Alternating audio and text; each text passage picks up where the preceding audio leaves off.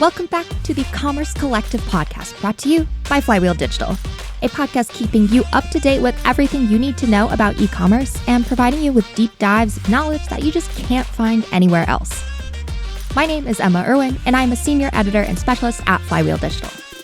Today's episode features one of our lovely recurring partners, Criteo, and our guest is here to talk about how to go beyond search in the next wave of retail media.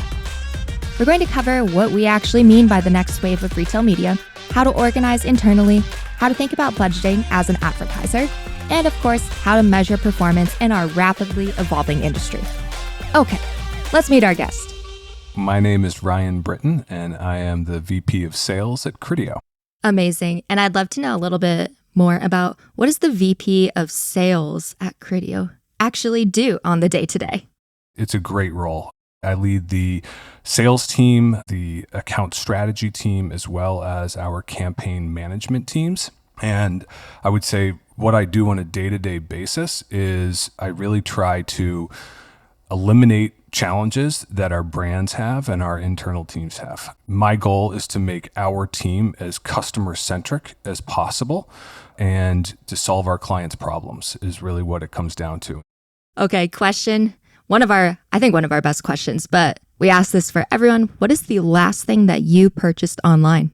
Oh, so it's actually my son's 9th birthday tomorrow. So the last thing that I purchased was for his birthday. I got him a baseball tee and net so that we can set that up in the garage during the awful Chicago winters. So hopefully I can get him away from his iPad and inside and get him outside to our garage and work on his baseball swing so he's ready for the spring. Do you have any windows in your garage? Because I'm kind of concerned for them. So I do. He has not shattered those, but he has shattered the 2 light bulbs in the ceiling, and so those have not been replaced. But living in downtown Chicago, you have limited space, and so during COVID and then with the weather and stuff, you kind of have to get a little creative with the space that you have for your kids. When I was a kid, I shattered a light bulb with a yoga ball, of all things. And if you're like, why did that happen? I don't know. I don't know. Let's move into last question for you before we actually get into the meat of it. And you won't answer it now, but we'll come back to it at the end as a way to kind of finish up. But I'm going to ask you something that has been on a digital wish list of yours. And that just means that it's something that lives in a cart forever and you won't actually purchase it. So you have the whole interview to think about it, if that sounds good. Okay, sounds great. Now that we've gotten to know a bit more about Ryan and me breaking a ceiling bulb with a yoga ball, let's get this ball rolling. Haha, punny. Criteo has joined us now 3 times on this podcast over the last year, and subsequently, retail media has changed over this time. Hence our discussion about the next wave of retail media and how to plan for it. To make sure we're all starting at the same starting line here, though, I asked Ryan to define retail media for me. So I would say that retail media enables brands to reach shoppers with relevant ads near the digital point of sale on retailer and marketplace websites and apps. And I'm going to go beyond one sentence, and I'm going to say that the great thing about retail media is that it benefits retailers because they get to monetize all their inventory and drive more sales. It benefits brands because it helps them sell more products in a cost-efficient way. And then it serves relevant products and advertising to consumers. So to me, retail media is a win-win-win for everybody, which is great. Boom. Love it. And so retail media has exploded, I think is the best kind of word for it. And I've only had an adult job for 3 years now, but even in those 3 years, retail media has just become more and more prevalent. But I'm curious for your take on how it has become as popular and as well known of an element of e-commerce as it is today. Yeah, so I think retail media to me has been not necessarily new. I think of it as more of an evolution of shopper marketing and what shopper marketing was. shopper marketing, again, as I mentioned, I've been in it for so long that it used to be just really about, reaching consumers around a retailer store and then driving them in that store to buy product.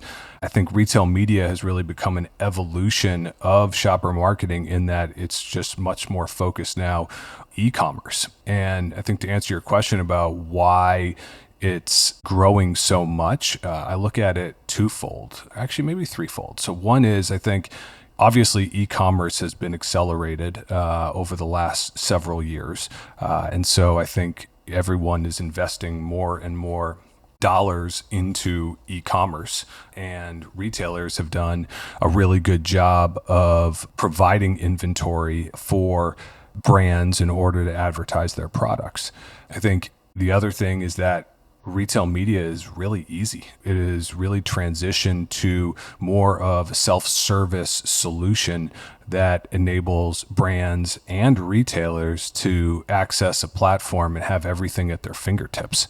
And then thirdly, I would say that it has really grown because of attribution and measurement. I think in the past, measuring media has always been a challenge. And I would even venture to say that in some instances, it's been a black box. And so a lot of partners, vendors have done their best to show that delivering ads for brands and for retailers is driving sales. But I personally don't think it's the easiest thing to show. It's more of a story than true one-to-one attribution.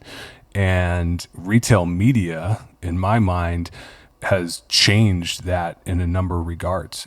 The way that we're doing our pricing structure, where for a sponsored product, you only pay when a consumer clicks on the ad. And then on the back end, we actually show you whether or not they made a purchase. And so you're only really paying for media that is converting to sales. And the ability to show that ROAS to marketers who have really strict budgets these days, I think has really accelerated the growth of retail media. Perfect. And I love the emphasis on measurement, which we'll get to farther into this interview. But let's first talk specifically about Criteo. So we've previously spoken with your colleagues, Mike Balabanov, who is the VP of Agency Development, and then Elena Gulata, Director, Account Strategy of Retail Media, about this topic. But for the listeners who are unfamiliar with Criteo, what is Criteo's place in the world of retail media? What is Criteo? What does Criteo do? So first of all, I'm very impressed that you just pronounced Mike B's name correctly, because yes! Everyone in our organization butchers it. And so we just stick with Mike B and leave it at that. So nice job, but I'm so glad that you've connected with both Elena and Mike. They're great people and great representation of Criteo. But how I would define Criteo is, I would really say that we are a global, and I really want to emphasize global, because EMEA, APAC, and North America are all so important to our business. But we are a global commerce media company that enables marketers and media owners to drive better commerce outcomes. And our industry-leading commerce media platform, what it really does is it connects thousands of marketers and media owners to deliver rich consumer experiences from product discovery all the way to purchase. And so that's kind of the simplest way I would describe Criteo holistically, globally, and really all about driving commerce outcomes. Let's talk about, I don't think you've mentioned it yet, but it is something that I've heard, and we hear it more and more specifically from Criteo. But let's talk about commerce media. In all of my research over the past year on Criteo, since I first did an interview with Elena, which was actually a year ago, which was really cool. I went back in time and I was like, wow, that doesn't feel like it was all the way a year ago, but here we are. Can you tell me more about what commerce media means, and is that the evolution of retail media? And what is Criteo's take on commerce media? Yeah, so to me, commerce media goes much more beyond retail media. I find retail media to obviously be a little more retailer centric, if you will. But when I think of commerce media, it's much more about a larger ecosystem.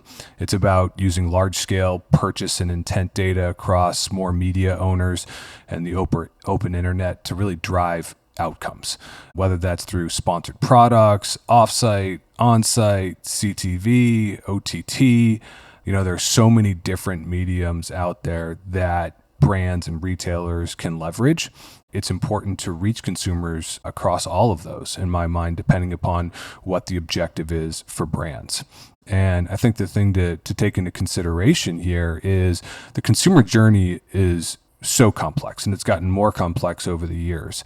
And I think that commerce media is a more encompassing way of describing the new ecosystem that we're in, and it's really all about reaching consumers at all the different decision points that they're out there. Like, I think about just me, and I know you're going to ask me this in the end of what I buy, but I'll talk to you a little bit more about how long I've been researching some of these products and stuff that I've been thinking about, and the journey of a consumer to buying a product is so different now than it ever used to be, and it's not linear, as many people have discussed. And so I think figuring out how you can communicate relevantly to the consumer across all those different touch points is so important, and commerce media is, in my mind, the best term and the best way of doing that. And that's really what Criteo's vision is all about. And does Criteo have any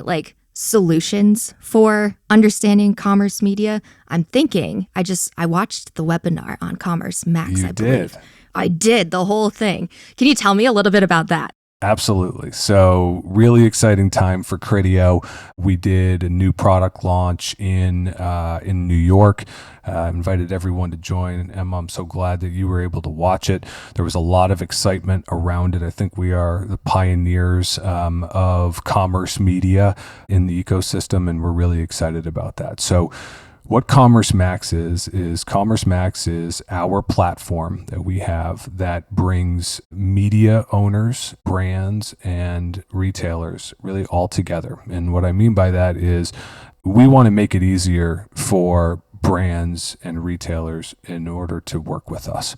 And so what we've done is we have brought sponsored products, on-site display, as well as off-site inventory available to brands and retailers in one single platform. And no one else in the industry has done this to date, and we're really excited to bring it to the forefront of commerce media. Amazing. It's so exciting. And I was sitting at my kitchen table eating lunch while it was happening, and I was just like, yes, go Criteo. Yeah, and I don't know if we're going to get into this more, but I do want to touch on the fact that the great thing about bringing all of these mediums together within one single platform is really the measurement part of it again. And I think we're going to get into measurement in a little bit, but being able to do a full funnel analysis across offsite advertising, whether that's display or video or CTV, and then looking at how the conversion works with sponsored products and on-site display with retailer inventory, I think is really exciting. And we've been executing some programs for brands, and everyone is thrilled about the outcomes. There's a lot going on there that you were just talking about, though, which is a good kind of transition into my next question, which really has to do with internal organization from the brand perspective. We all know brands are wanting to win in this next wave of retail media and commerce media. And in your role, you see brands using different strategies to address the biggest challenges with retail media. And I mean, there are literally so many teams involved. We got brand teams, e-com teams, customer teams, performance marketing. So many, can't even list them all. But with all these different goals and mandates, what are some of the common themes that you've seen when it comes to internal organization, and maybe what needs to change? So honestly, I wish there were more common themes, because I think it would be a lot easier for my team to navigate all of the various clients and such.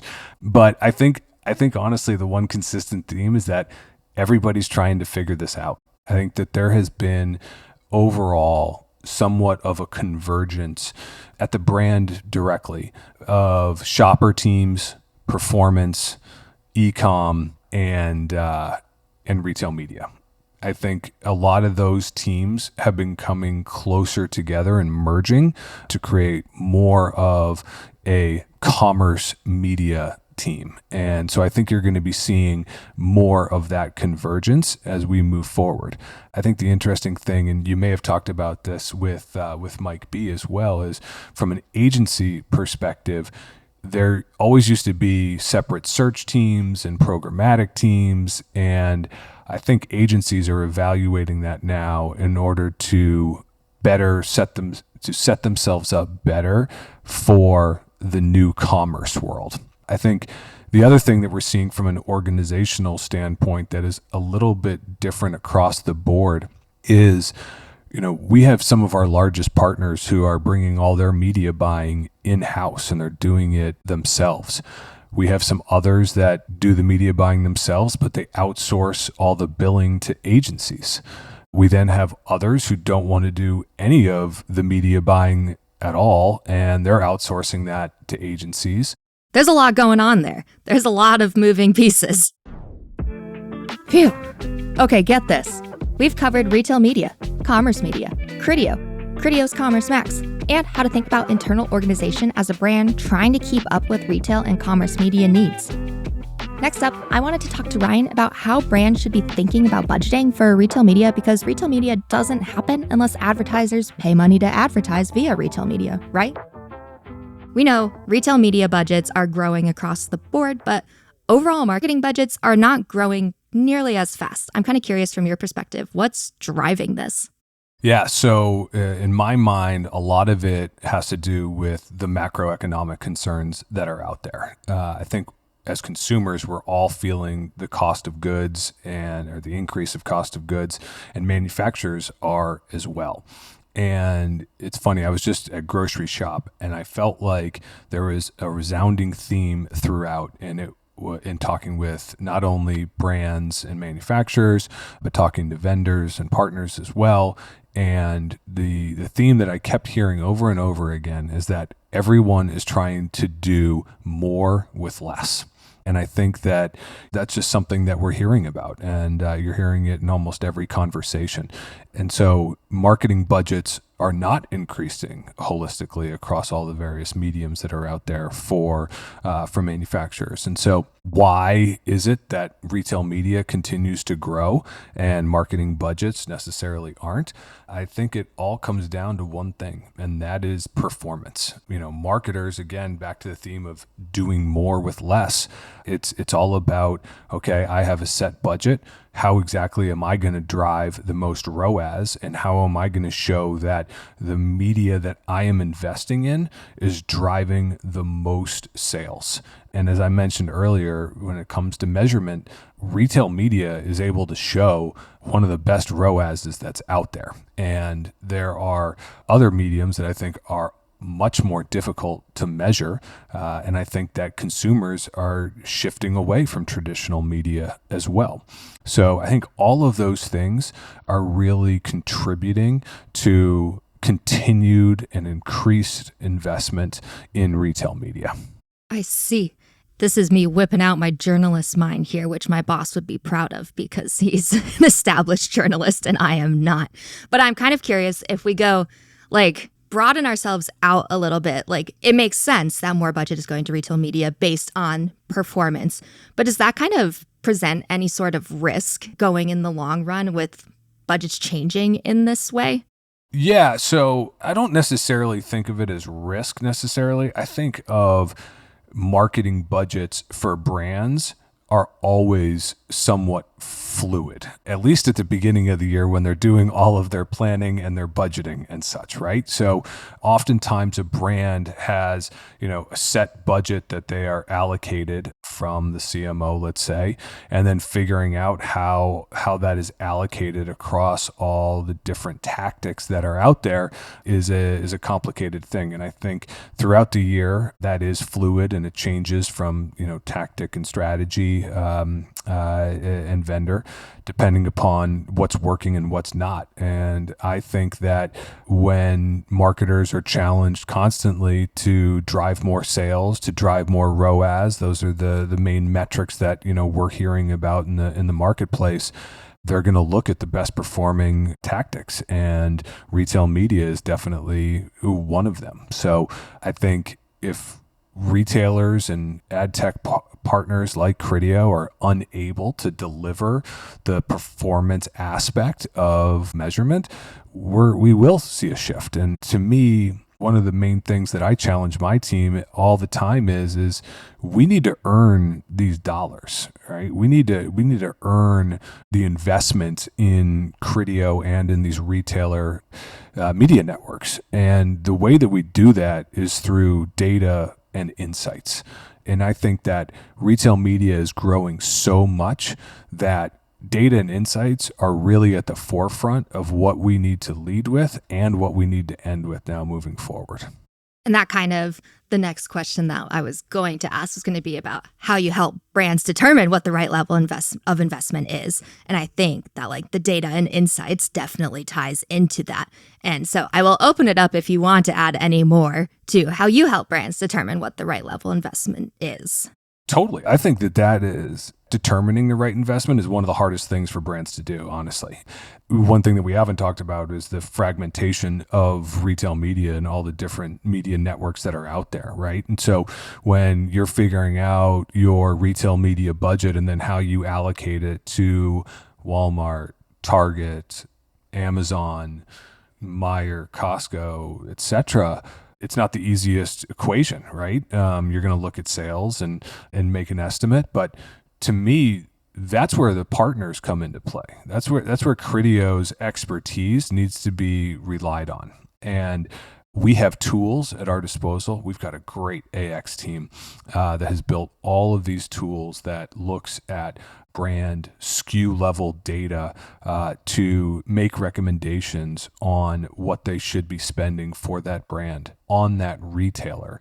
So it's a very methodical approach, and that's something that we take a lot of pride in. And I feel very confident in our team that we're making the right recommendations for brands, and we're not just asking to spend, the most. I want to have it all tied to, if you spend X, we're going to drive Y for sales. And it's, again, getting back to commerce media. It's all about driving commerce outcomes. And that's what we need to measure and provide on the front end. Love it. All right, let's get into the long awaited for and absolutely hyped up throughout this entire interview topic of measurement. We love measurement because that's what matters. Okay, so have I talked about it enough yet? With all of the prefacing to it, I imagine if we didn't ever cover it, that would be terrible. But let's get into it. So how are you seeing brands measure the success of their retail media campaigns? What are some of those critical KPIs, and how have you seen this evolve? And you've mentioned ROAS a couple of times now, but I'm curious because I know of the evolution of ROAS and moving beyond ROAS. So I'm curious for your take on it. Yeah. So again, I think ROAS is super important, especially when it's your primary KPI. I just don't think that it should be the primary KPI for every single campaign. There are different initiatives that brands have out there, whether it's, new product launches, creating brand awareness, things of that nature. And when you're setting up campaigns like that, we've got to pivot and think a little bit differently about making ROAS the only KPI that we are measuring. I think, share of voice is something that continues to come up. I think that there are some brands that really want to win their category on the digital shelf, and that is a new approach and strategy that is being implemented. So I think we're going to continue to see more of that. I also think that I think brands are going to continue investing in sponsored products, obviously, because it's a low funnel tactic that drives sales. But I think that we're going to start looking more at holistic campaigns that are across offsite, driving awareness, driving consumers to retailer platforms, and then also delivering on-site advertising and finishing off the customer journey with the lower funnel sponsored product ads. And I think that's what we're Criteo is focused on right now, on delivering that experience for brands, customers, and retailers. And it's really important that we measure that in the right way. And as we have launched Commerce Max, and I know we touched upon this a little bit earlier, but the full funnel analysis that we are able to deliver in showing that offsite advertising in conjunction with on-site and sponsored products really drives the most ROAS. It actually drives increased ROAS as well, is I think something that is a game changer in the industry. And I think that more brands are going to be shifting towards more full funnel campaigns and full funnel analysis. I love it. Boom. We love measurement. I think it's one of the most interesting things to talk about. And everyone has like a slightly different approach and answer to how to go about measurement. It makes being in retail media a lot of fun, quite honestly. Like the fact that we can deliver advertising and drive outcomes for consumers and for brands and for retailers, and we can really show that. I don't want to say it makes our jobs easy, but it makes it a lot more enjoyable. All right. To begin to wrap us up, we're going to go over 2 scenarios that I'm wanting your best pieces of advice for. So, number 1, let's say I'm a brand looking to get started on Criteo. Where do I go? Where do I begin? Well, what I would say is you definitely want to lean in on the experts. I talked about this a little bit earlier. We've got a great team that I think provides superb customer service to our brands. And in my mind, we've got a ton of tools that can help, and we really can be the experts. We've been in this business for over 10 years, and we've got great people that can support you in getting launched on retail media networks. So leverage us. We have the tools, and we can provide the best recommendations for you. And really, the thing about retail media is that it's low risk. You can decide how much you want to invest. You can evaluate the performance before investing more. And so if you're just getting started in this space, test. And I think that you'll be very pleased with the outcomes. Perfect. And then scenario 2, I'm an established Criteo user, and I'm looking to further scale through the platform. I'm ready to go on like a rocket ship to the moon, scaling through this platform. What is your best piece of advice for me? My best piece of advice is to invest in all of the retailers. I think one of the things that I continue to hear in the industry that I'm somewhat disappointed in, because it didn't used to be this way years ago, is that brands have prioritized retailers. And it's because, again, I think it goes back to the macroeconomic issues, needing to make their dollars work the hardest and drive the most sales. I think there's a ton of missed opportunity out there for brands in that a lot of the mid-tail retailers may not be getting the investment any longer because brands are prioritizing those larger retailers where they drive the most volume.